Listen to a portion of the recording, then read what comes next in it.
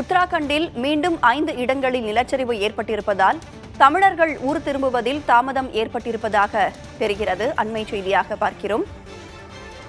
உத்தராகண்ட் நிலச்சரிவில் சிக்கி மீட்கப்பட்ட 30 தமிழர்கள் சொந்த ஊர்களுக்கு திரும்புவதில் காலதாமதம் ஏற்பட்டிருப்பதாக கூறப்படுகிறது. உத்தராகண்டில் மீண்டும் 5 இடங்களில் நிலச்சரிவு ஏற்பட்டிருப்பதாகவும் தெரிவிக்கப்பட்டிருக்கிறது. கூடுதல் விவரங்களோடு செய்தியாளர் ஸ்ரீதர் நம்மோடு இணைந்திருக்கிறார்.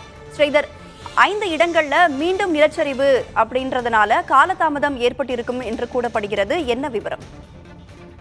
சிதம்பரத்தை சேர்ந்தவர்கள் ஆன்மீக சுற்றுலாக்காக கடந்த 1ஆம் தேதி உத்தரகாண்ட் செல்கிறார்கள். அங்கு ஆதி கைலாசிக்கு சென்று மீண்டும் திரும்பும் போது நிலச்சரிவு ஏற்பட்டு அவர்கள் சிக்கி தவித்தார்கள். இது சம்பந்தமாக புதிய தலைமுறை தொடர்ந்து செய்தி வெளியிட்டிருந்தது.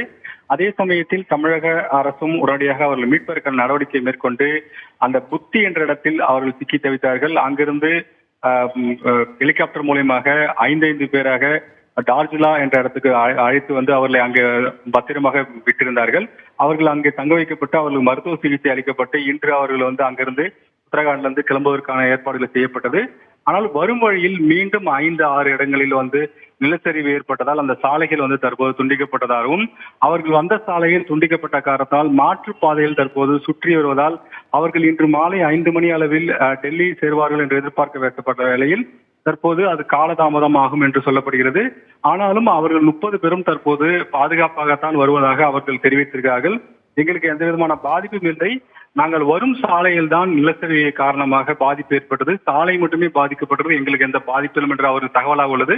அவர்கள் வரும் இன்று மாலை 5 மணிக்கு வந்து விடுவார்கள். டெல்லியிலிருந்து அங்கிருந்து புறப்பட்டு விடுவார்கள் என்று எதிர்பார்க்கப்பட்ட வேளையில் அது கூடுதலாக காலதாமதம் ஏற்படும் என்று தற்போது அவர்கள் தெரிவித்திருக்கிறார்கள். ஸ்ரீதர், தற்போது வரைக்கும் எத்தனை பேர் மீட்கப்பட்டிருக்கிறாங்க? மீட்கப்பட்டவர்கள் எங்கு தங்க வைக்கப்பட்டிருக்கிறாங்க? மீதம் உள்ளவர்கள் எத்தனை பேர் மீட்கப்படும் அப்படின்னு சொல்லப்பட்டிருக்கிறாங்க? என்ன சிக்கல் இருக்கிறதா சொல்லியிருக்கிறாங்க? இன்னும் எவ்வளவு நேரம் ஆகும்?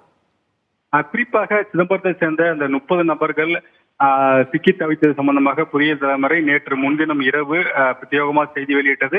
அது மட்டும் இல்லாமல் கடலூர் மாவட்ட ஆட்சியர் சிபி ஆதித்யா செந்தில்குமாருக்கு தகவல் கிடைத்தது.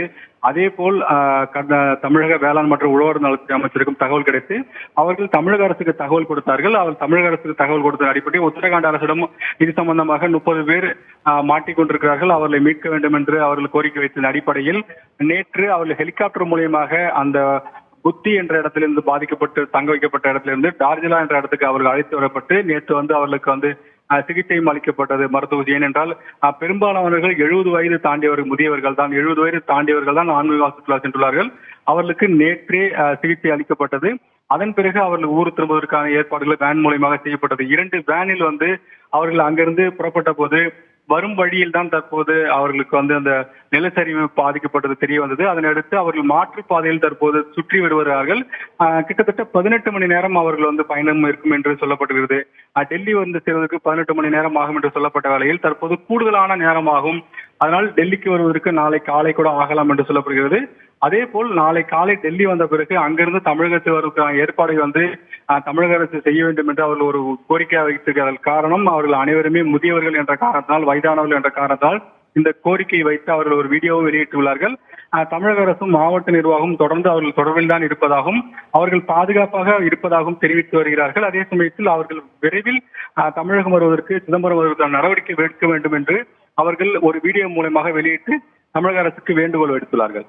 தொடர்ந்து விவரங்களை சேகரியுங்கள். அண்மை தகவல்களுக்கு மீண்டும் தொடர்பு கொள்கிறோம் ஸ்ரீதர்.